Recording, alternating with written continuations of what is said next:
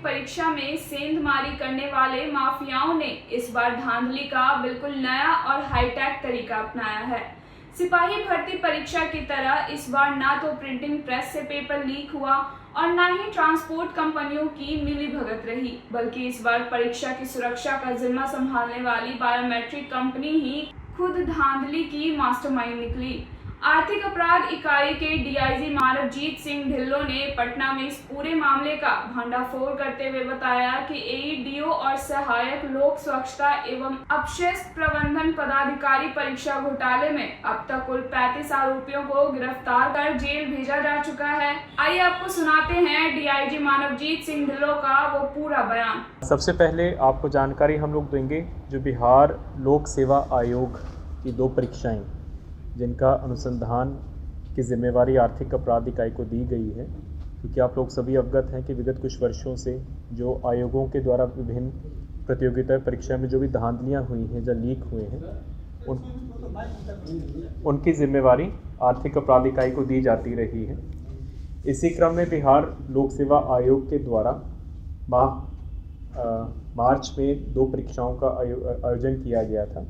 सबसे पहले सहायक शिक्षा विकास पदाधिकारी एईडीओ परीक्षा, ये दिनांक 14 से लेकर 21 तक आयोजित की गई थी और उसके बाद 24 को सहायक अपशिष्ट प्रबंधन एवं लोक स्वास्थ्य पदाधिकारी, ये 2 परीक्षाएं बिहार लोक सेवा आयोग के द्वारा आयोजित की गई थी।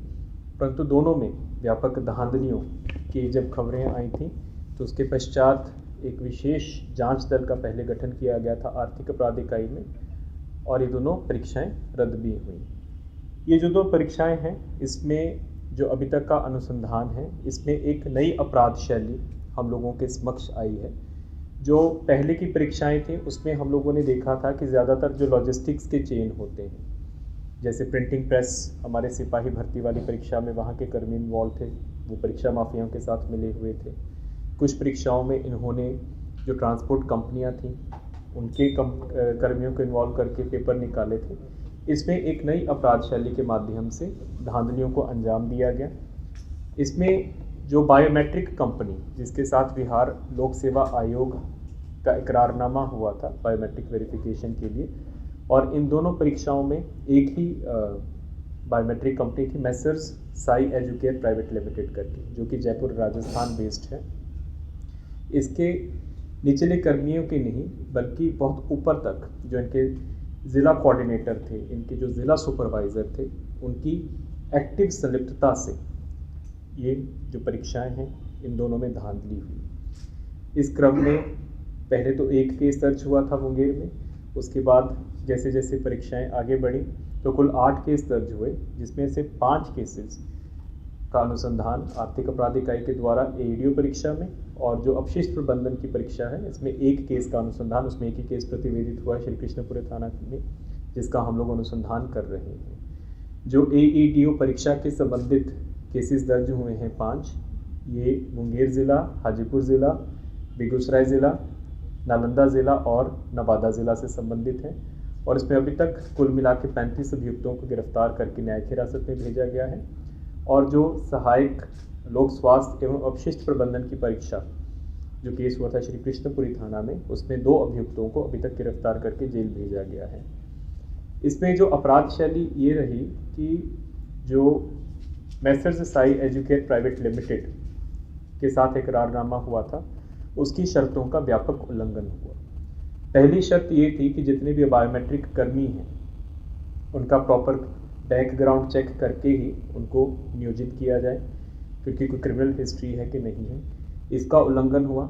उसका उदाहरण ये है कि जो मुंगेर मुफस्सिल थाना में इनके 2 सिटी कोऑर्डिनेटर्स पकड़े गए, सेक्टर सुपरवाइजर जो आगे सुपरवाइजर्स भी थे, वो पूर्व में गर्दनीबाग में जो सिपाही भर्ती की परीक्षा के फिजिकल एग्जामिनेशन के क्रम में जो स्कॉलर्स पकड़े गए थे और जो फर्जी दौड़ाक पकड़े गए थे, उनमें वो नेम्ड एक्यूज्ड थे और उनमें से एक के ऊपर गिरफ्तारी भी हुई थी। इसकी जांच अवश्य करनी चाहिए थी कंपनी के द्वारा, उनके द्वारा नहीं की गई। इकरारनामा में जो कंपनी के साथ हुआ था उसमें रैंडमाइजेशन का प्रावधान था। जैसे कि आप सभी जानते हैं कि इलेक्शंस के टाइम पे रैंडमाइजेशन होता है, इसी प्रकार केंद्राधीक्षकों का वीक्षकों का रेंडमाइजेशन होता है।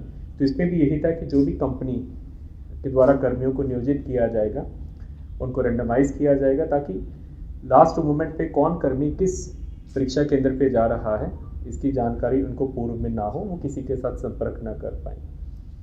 लेकिन इसके बावजूद भी उस प्रावधान का कंपनी के द्वारा इसका अनुपालन नहीं किया गया है, और ना ही जो आयोग के संबंधित पदाधिकारी हैं उनके द्वारा इसको संज्ञान में लिया गया, इसको ओवरसाइट इसमें हुआ, जिसकी वजह से लास्ट मोमेंट पे जो लिस्ट कंपनी के द्वारा आयोग को उपलब्ध करवाई गई और ज़िला के परीक्षा कंट्रोल को उपलब्ध करवाई गई, उससे हटकर ऐसे लोग परीक्षा आई कार्ड लेकर बायोमेट्रिक ऑपरेटर बन के परीक्षा केंद्रों में सफलतापूर्वक अंदर जा पाए, जिनके पास लास्ट मोमेंट पे ऑथराइजेशन सो कॉल्ड कंपनी के द्वारा किया गया था, बट कंपनी को भी इसकी जानकारी नहीं थी। जो वास्तव में रेंडमाइजेशन की लिस्ट में जो कर्मी थे उनको प्रलोभन दिया गया या फिर उनको हटा दिया गया और उनकी जगह पे परीक्षा से कुछ घंटे पूर्व आई कार्ड निर्गत करके ऐसे व्यक्तियों को बायोमेट्रिक ऑपरेटर बना के परीक्षा केंद्रों में भेजा गया, जो कि परीक्षा माफियाओं के साथ लगातार संपर्क में थे,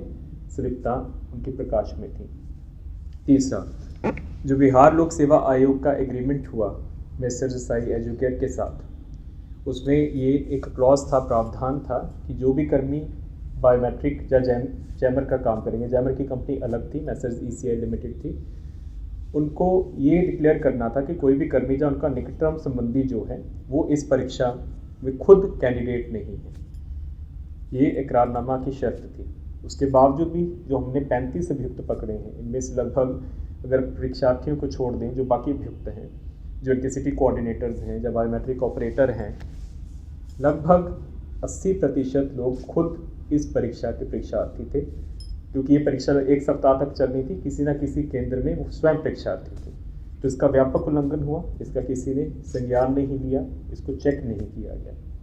उसके बावजूद इस परीक्षा में बहुत से ऐसे रेड फ्लैग्स थे जिसको अगर टाइम पे संज्ञान में लिया जाता तो करेक्टिव एक्शन लिया जा सकता था। जैसे कि ये परीक्षा 14 तारीख को शुरू हुई, पहला केस 13 तारीख को ही मुंगेर ज़िला में रात को प्रतिवेदित हो गया था, जिसमें पता चल गया था कि बायोमेट्रिक कर्मी इसमें इन्वॉल्व हैं और जो संदिग्ध लोग हैं उनको बायोमेट्रिक ऑपरेटर के रूप में घुसाया जा रहा है। इसी प्रकार 14 तारीख को नालंदा ज़िला में एक कॉलेज है, SPM कॉलेज, वहाँ पे जो केंद्राधीक्षक हैं, जो वीक्षक हैं, उनकी सतर्कता से उन्होंने वहाँ के सुपरवाइज़र को, बायोमेट्रिक सुपरवाइज़र जिसका नाम चंदन कुमार था, उसको देखा कि वो सभी SOPs के विपरीत कभी किसी कमरे में जा रहा है, कुछ कर रहा है, तो उसको रिपोर्ट करके निष्कासित किया गया। इसकी जानकारी कंट्रोल को दी गई, कंपनी को दी गई। उसके बावजूद पुनः वही सुपरवाइज़र बन के, जबकि उसको निष्कासित कर दिया गया था, 17 तारीख को फिर सुपरवाइज़र बना के किसी और की जगह पे, असली सुपरवाइज़र भी वहाँ पे गया, उसने एंट्री करवाई और उसको फिर सुपरवाइज़र बनाया गया नालंदा के PL साहू +2 इंटर विद्यालय में, जहाँ पर उसने कैंडिडेट को जाके उत्तर कुंजी दी। तो ये सब मामले अभी तक के अनुसंधान में प्रकाश में आए हैं। इस क्रम में अभी तक जो हम लोगों ने गिरफ्तारियां की हैं, उसमें मुंगेर, बांका और लखीसराय ज़िला, नालंदा और पटना ज़िला के 5 बायोमेट्रिक के जो कोऑर्डिनेटर्स थे, कंपनी के जो ज़िला कोऑर्डिनेटर्स थे और सुपरवाइज़र थे, उनके नाम शामिल हैं। उनके कौन कौन लोग हैं, प्रेस विज्ञप्ति में हमने उनका नाम दिया हुआ है, वहाँ से आपको पता चल जाएगा, आपको उसकी जानकारी हो जाएगी। इसी प्रकार जो दूसरी अपराध शैली इन 2 परीक्षाओं में हुई, पहला तो था कि बायोमेट्रिक की जगह, दूसरा था कि यहाँ ये जो बायोमेट्रिक कर्मी थे तो उत्तर कुंजी उपलब्ध करवा रहे थे जिन परीक्षार्थियों ने इनको पैसा दिया था। हम लोगों के पास अलग अलग स्रोतों से, अपने स्रोतों से भी, इसके अतिरिक्त जो हमारे आसूचना एकत्रित करते हैं प्रभाग, उनसे भी और ज़िला से भी हम लोगों ने ऐसे व्यक्तियों की सूची प्राप्त की है, उनका सत्यापन भी किया है, क्योंकि कई ऐसे अपराधकर्मी हैं जो पहले काफ़ी सक्रिय थे, आज ही डेट पे नहीं हैं। अगर आपको उनका कई जो कानून में होता है कि नए केसेस भी चाहिए होते हैं, तो उसका हम लोग वेटिंग किए हैं, उनमें जो उस कानून के अनुरूप आ रहे हैं, जिनका काम किया जा सकता है, उनकी लिस्ट बना के उसके ऊपर कार्रवाई करें। बिल्कुल हम लोग कर रहे हैं, जैसे मैंने आपको बताया था विनाश जी की इसमें परीक्षा में messrs engineer corporation of India limited, काफ़ी प्रतिष्ठित कंपनी है, ECL कंपनी है, उसको दिया गया था। लेकिन होता क्या है कि आगे सबलेटिंग और कॉन्ट्रैक्टिंग और आउटसोर्सिंग करते करते, जैसे इस वाले में जो मैसर्स साई एजुकेयर के साथ भी कॉन्ट्रैक्ट हुआ है, इसमें 3 लेयर्स में आगे फिर सब कॉन्ट्रैक्टिंग हुआ, जिसकी सूचना आयोग को भी नहीं थी। जैसे मैंने तो मैसर्स साई एजुकेयर के साथ इकरारनामा किया, उसने आगे क्राइनेक्स के साथ, उसने आगे फिर लोकल वेंडर के साथ, उसने आगे फिर इस तरह की जो छोटी मोटी कंपनियां होती हैं जिनको जो कि परीक्षा माफिया खुद ही चला रहे हैं, तो उसमें जो जैमर्स, क्योंकि जैमर्स का जो हम लोगों ने SOP देखा है उसके अनुरूप कोई भी इलेक्ट्रॉनिक उपकरण काम नहीं करना चाहिए, और जब आपकी परीक्षा शुरू हुई है तो वहाँ पे जो उनके सुपरवाइजर, उनको इस चीज़ को प्रमाणित करना है कि वो सभी एक्टिव हैं और कोई नहीं। उसके बावजूद भी ब्लूटूथ काम कर रहे हैं, अंदर से सूचना जा रही है, मोबाइल फ़ोन से ये जा रहा है कि कौन सा क्वेश्चन पेपर, कौन सा क्वेश्चन सेट आया है, और उसके आंसर्स ब्लूटूथ से बढ़ाए जा रहे हैं। तो बेगूसराय में हम लोगों ने उनको नोटिस देकर उनके सारी कर्मियों को बुलवाया भी है, उसमें हम लोगों को कुछ इंपॉर्टेंट सुराग प्राप्त हुए।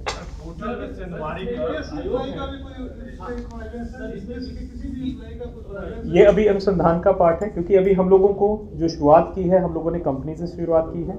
इनका नियंत्रण किनके पास था, इनके अगर त्रुटियां थी तो रिपोर्टिंग किसको करनी थी, इनकी ओवरसाइट किनके पास थी, वो सारी सूचना हम लोग प्राप्त करेंगे और फिर साक्ष्य संबद्ध कार्रवाई करेंगे। नहीं, अभी तक नहीं, अभी हम लोग कंपनी के ऊपर फोकस कर रहे हैं। जी निश्चित रूप से की जाएगी, पहले भी कार्रवाई हुई है ऑफिसर्स के ऊपर। सर, बालू घोटाले में ही पोर्टल में सेंधमारी कर तकरीबन 100 करोड़ से ऊपर का कोई मामला आया क्या, उसकी जांच? जी बिल्कुल, ये दर्ज किए गए हैं, उसमें क्या क्या है? जो खनन विभाग है उसके द्वारा एक पोर्टल का संचालन किया जाता है जिसका नाम है खनन सॉफ्ट पोर्टल। खनन सॉफ्ट पोर्टल में जो के अनुज्ञप्तिधारी हैं, के अनुज्ञप्तिधारी यानी कि वो व्यक्ति जिनको विभाग के द्वारा बालू भंडारण की अनुमति दी गई है और वहाँ से वो वितरण करते हैं और आगे वो उसको सेल करते हैं, तो ये पोर्टल उनको फैसिलिटेट करने के लिए बनाया गया है। इसको NIC के द्वारा बनाया गया था।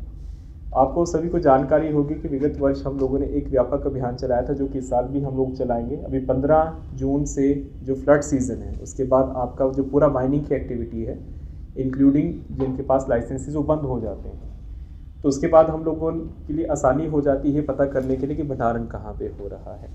तो लास्ट ईयर हम लोगों ने लगभग 11 लाख घन फीट अवैध बालू और उसको हम लोगों ने किया था, और उसमें बहुत से के लाइसेंस धारियों की भी सलिप्तता प्रकाश में आई थी। इसके बाद जब हम लोग उसका ऑडिट कर रहे थे तो ये पता चल रहा था कि बहुत से जो लाइसेंस धारी हैं, अगर उनके पास जब हम लोगों ने सत्यापन करवाया था तो मान लीजिए कि 50,000 क्यूबिक फीट की भंडारण की अनुमति है, लेकिन वो जस्टिफाई कर रहे थे क्योंकि उनके पास तो ज़्यादा मिला था कि 1 लाख घन फीट है मान लीजिए, तो बाकी 50,000 कहाँ से आए। तो इसमें ये जो खनन सॉफ्ट पोर्टल है, ये एक पोर्टल था जिसमें प्रावधानित किया गया था कि लीगल सोर्सेज से, चाहे वो स्टेट के अंदर हैं चाहे वो स्टेट के बाहर हैं, यदि आप बालू को मंगवाते हैं तो लीगल सोर्सेज से अगर आप उसका चालान प्रस्तुत करते हैं तो आप स्वयं उस पोर्टल में जाकर जो कैपिंग है, यानी कि जो ऊपर की कैपिंग की क्षमता है, आप उसको चेंज कर सकते हैं। लेकिन उसका एक OTP जो मिनरल MDO है, यानी कि डिस्ट्रिक्ट माइनिंग ऑफिसर, उसको आएगा, उनको भी जानकारी होगी, लेकिन लीगल सोर्सेज से। जब हम लोगों को इसकी सूचना प्राप्त होनी शुरू हुई कि इसमें OTPs नहीं आ रहे हैं, कोई गड़बड़ी है, तो एक जांच दल का गठन हुआ। फिर हम लोगों ने विभाग से संपर्क किया, उन्होंने टेक्निकल ऑडिट किया, तो पता चला कि इसमें पोर्टल में ही एक सेंधमारी हुई है, गड़बड़ी हुई है। उसमें क्या हो रहा था कि जो के अनुज्ञप्तिधारी हैं वो कैपिंग बढ़ा रहे थे और उसमें शो कर रहे थे कि हम लोग शो तो कर रहे थे कि हम लोगों ने लीगल सोर्सेज से लिया, लेकिन उसका कोई भी जो डॉक्यूमेंट्स थे वो फर्जी थे। सिर्फ एक उदाहरण देता हूँ, आप सभी अवगत हैं कि अरवल जिला में कोई रेल हेड नहीं है, कोई रेलवे स्टेशन नहीं है, लेकिन वहाँ की अनुज्ञप्तिधारी ये पोर्टल पे दिखा रहे थे कि रेलवे रैक्स से हम लोगों ने अन्य राज्यों से बालू को मंगवाया। जब उसका जांच हुआ तो पूरे राज्य भर में 61 FIRs दर्ज हुए, जिसमें सबसे इम्पोर्टेंट FIR, क्योंकि ये जो उसका खनन सॉफ्ट पोर्टल है उसके नेटवर्क आर्किटेक्चर के साथ ही छेड़छाड़ हुई थी, पटना साइबर थाना में दर्ज हुआ था। उसका हम लोगों ने अनुसंधान टेक ओवर किया है। अभी तक का जो गणना है लगभग 150 करोड़ रुपए का राजस्व की क्षति है, जिसमें उनको शमन का नोटिस भी हुआ है। इसमें 100 जो के अनुज्ञप्तिधारी हैं उनके ऊपर FIR हुआ है। इसमें अभी हम लोग टेक्निकल ऑडिट करवा रहे हैं, उसमें सारा पता चलेगा, क्योंकि सारे हम लोग लॉगिन रिकॉर्ड्स उसको प्राप्त कर रहे हैं, किस किस ने लॉगिन किया। और इसमें प्रथम दृष्टया जो कर्मी थे जो पोर्टल को जिन्होंने डिज़ाइन किया था, उसमें जो पैच जनरेशन यानी कि इम्प्रूवमेंट्स की थी, जो चेंजेस की थी, उनकी संलिप्तता 100% है। उनकी जानकारी हम लोगों ने विभाग से ली है। और लेकिन अभी टेक्निकल ऑडिट जो हो रहा है, क्योंकि ये वही प्रूव करेगा, उसकी रिपोर्ट अभी प्रतीक्षीय है। जैसे वो रिपोर्ट हमारे पास आ जाएगी तो किस टाइम पे कौन लॉगिन कर रहा था, वो लॉगिन आईडीज़ किसके पास थी, उसको वैलिडेट किससे करना, तो वो पूरी जानकारी हमारे पास आ जाएगी तो आगे की कार्रवाई करेंगे। लेकिन तब तक जो बाकी 61 एफआईआर हुए हैं, ज़िला में हुए हैं, उसको हम लोगों ने सभी का रिव्यू करके परामर्श पत्र दिया है। उसमें बहुत से लोगों ने बेल कराए हैं, लेकिन अभी हाई कोर्ट ने कुछ मामलों में स्टे ऑर्डर दिया है, क्योंकि अभी टेक्निकल ऑडिट की रिपोर्ट अभी अरेस्टिंग इसमें नहीं हुई। नहीं, अरेस्टिंग नहीं हुई क्योंकि अभी टेक्निकल ऑडिट की रिपोर्ट नहीं आई है। टेक्निकल ऑडिट की रिपोर्ट आपको बताई, क्योंकि ये तो पूरा ये जो पोर्टल है उसमें चेंजेस हुआ। अब किसने लॉगिन किया, किसकी लॉगिन आईडी थी, ये सारा उसमें आएगा। इसमें अभी जो बनाया गया है अभियुक्तों को, वो केएम गिरफ्तारियों को बनाया गया है। कुछ केएम गिरफ्तारियों के द्वारा ये अपना डिफेंस दिया गया है कि हमारी जानकारी के बिना हुआ है। हालांकि हम उसको अभी नहीं मान रहे हैं। इससे जब टेक्निकल ऑडिट की रिपोर्ट आ जाएगी तो खुद अपने आप पता चल जाएगा कि उसमें सारा डिवाइस का लॉगिन रिकॉर्ड आ जाता है, किस डिवाइस से हुआ, कहाँ से हुआ। जैसे वो आ जाएगी तो सारा मामला खुल जाएगा। टेक्निकल ऑडिट एक्चुअली काफ़ी विस्तृत प्रक्रिया है। ये केस अक्टूबर में हुआ था, हम लोगों ने इसको टेक ओवर किया था, नवंबर के लास्ट में किया था। और इसमें क्योंकि बहुत कम ऐसी एजेंसियाँ हैं जो टेक्निकल ऑडिट कर पाती हैं, ठीक है, वो मीटिंग। और उसमें दूसरा ये है, एक उसमें कंडीशन है कि जो ministry of electronics and information technology, उनके द्वारा वो एम्पैनल्ड होनी चाहिए।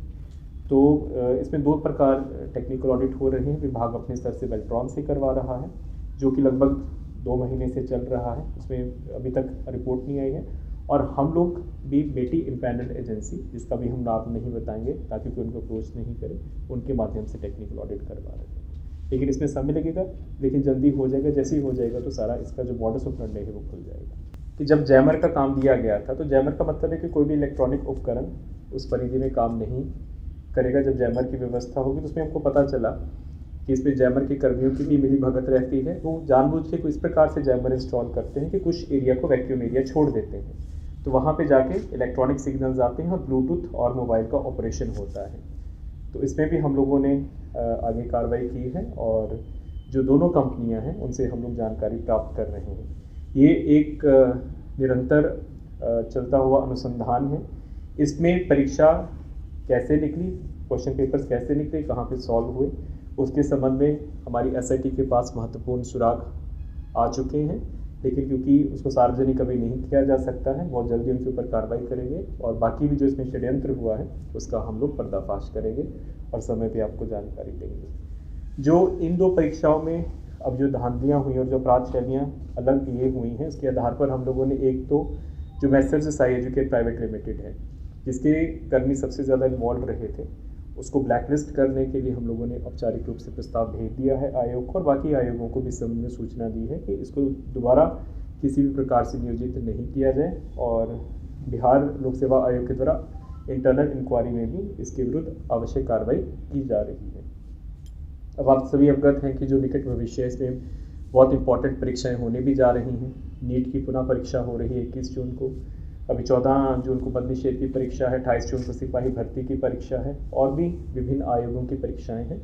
तो एक सभी आयोगों के जो अध्यक्ष हैं उनके साथ हमारी मीटिंग हुआ है और हम लोगों ने एक एडवाइजरी बना के जो अभी तक हम लोगों का अनुभव रहा है उसको तैयार करके हम लोग सभी आयोगों को उपलब्ध करा रहे हैं, ताकि उसमें जो भी पूर्व में कुछ त्रुटियाँ पाई गई हैं उसमें सुधारात्मक कार्रवाई की जा सके। इसके अतिरिक्त हम लोगों ने एक विशेष सेल हमेशा की भांति आर्थिक अपराध इकाई में शुरू किया है प्रिवेंटिव सर्विलांस के लिए, और जो हमारे पूर्व में शिक्षा माफिया और इस तरह के अपराधी जो अभी जेल से बाहर हैं उनके ऊपर निगरानी रखने के लिए, वर्तमान गतिविधि को चेक करने के लिए। और हम लोगों ने एक समर्पित ईमेल आईडी और व्हाट्सएप नंबर भी जारी किया है, ताकि कोई भी अभ्यर्थी, कोई भी उनका अभिभावक, कोई भी व्यक्ति इन परीक्षाओं के संबंधित हम लोगों को सूचना और असूचना दे सके, जिसको हम लोगों ने प्रेस विज्ञप्ति के माध्यम से दिया है और आज की प्रेस विज्ञप्ति में भी हम लोगों ने इसका उल्लेख किया है। जो हमारा दूसरा सबसे ज़्यादा महत्वपूर्ण उपलब्धियाँ रही हैं विगत 2 माह में, हम लोगों ने जो भ्रष्टाचार के विरुद्ध कार्रवाई है उसमें काफ़ी तेज़ी लाई है। पिछले 1.5 महीना में 4 भ्रष्ट लोक सेवकों के विरुद्ध सत्यापन करके कार्रवाई की गई है और टीए के केसेस, डिस्प्रोपोर्शनेट एसेट के केसेस हम लोगों ने दर्ज किए हैं।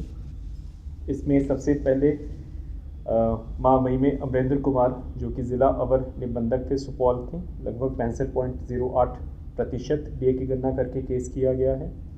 उसके बाद कार्यपालक अभियंता ग्रामीण कार्य प्रमंडल झाझा के गोपाल कुमार, इनके विरुद्ध 81.50% डीए की गणना करके केस दर्ज किया गया है, सर्चेज किए गए हैं। फिर प्रखंड विकास पदाधिकारी केवटी दरभंगा श्री चंद्रमोहन पासवान के विरुद्ध लगभग 81.03% डीए की गणना करके केस दर्ज करके सर्चेज की गई हैं। और कल की कार्रवाई में लेखापाल थे नगर परिषद हाजीपुर के मनीष कुमार, लगभग 208.57%। 2013 में ही नौकरी हुई और लगभग 208% डीए की गणना करके व्यापक सर्चेज किए गए हैं। तो इस कार्रवाई को हम लोग निरंतर जारी रखेंगे। जो सरकार का संकल्प है ज़ीरो टॉलरेंस अगेंस्ट करप्शन, उसकी नीति के तहत हम ये कार्रवाई कर रहे हैं।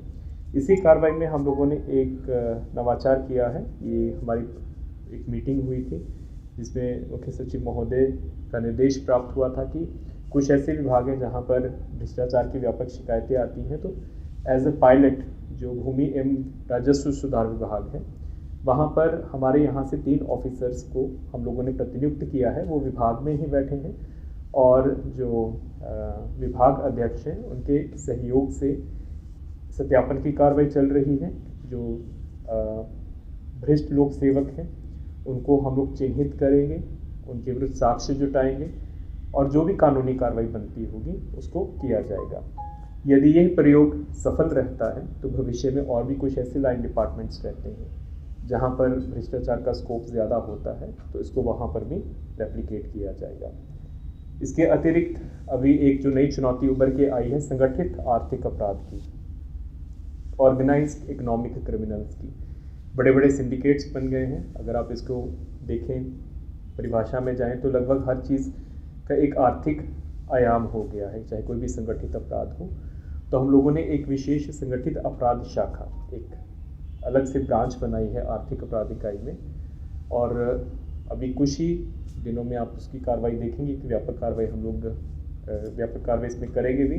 पहले हम लोग इंडिविजुअल्स को टारगेट करते थे, अब हम लोग इंडिविजुअल्स के अतिरिक्त हम लोग एसटीएफ और अन्य जो भी हमारे सिस्टर ब्रांचेज है, जैसे स्पेशल ब्रांच हो गया जो सूचना एकत्रित करते हैं, सभी से हम लोग इन्फॉर्मेशन लेके एक पूरे सिंडिकेट को मैप कर रहे हैं कि उनके साथ और कौन कौन से ऐसे अपराध कर्मी हैं जो इस ग्रुप के साथ जुड़े हुए हैं, ताकि पूरे ग्रुप को एक साथ टारगेट किया जाए। तो इसी प्रयोजन के लिए संगठित आर्थिक अपराध शाखा का गठन किया गया है, क्योंकि आप सभी अवगत हैं कि वर्ष 2023 में जो कानूनों का संशोधन हुआ है, पहली बारी संगठित अपराध को उसमें परिभाषित किया गया है। तो उसी के अनुरूप उसी को इम्प्लीमेंट करने के लिए इसको किया गया है। और इसमें हम लोगों ने डीवाईएसपीज और पुलिस अधीक्षक के नेतृत्व में स्पेशल टीम्स गठित की हैं। अभी जो चाहे भू माफिया हैं, चाहे बालू माफिया हैं, चाहे किसी प्रकार का जो आर्थिक अपराध करते हैं, और उसके बाद उन्होंने not as an individual but as a group जो उन्होंने अपराध जनित संपत्ति भी एकत्रित की है, ये अपराध जो संगठित अपराध शाखा है उसका भी आकलन करेगी और उसकी अटैचमेंट के लिए फिर जो भी आगे की कार्रवाई है, चाहे 107 बीएनएसएस में कोर्ट से करानी है, चाहे प्रिवेंशन ऑफ करप्शन एक्ट में विजिलेंस से करवानी है, चाहे पीएमएलए में ईडी से करवानी है, ये उसमें समन्वय स्थापित करेगी और आवश्यक कार्रवाई करेगी।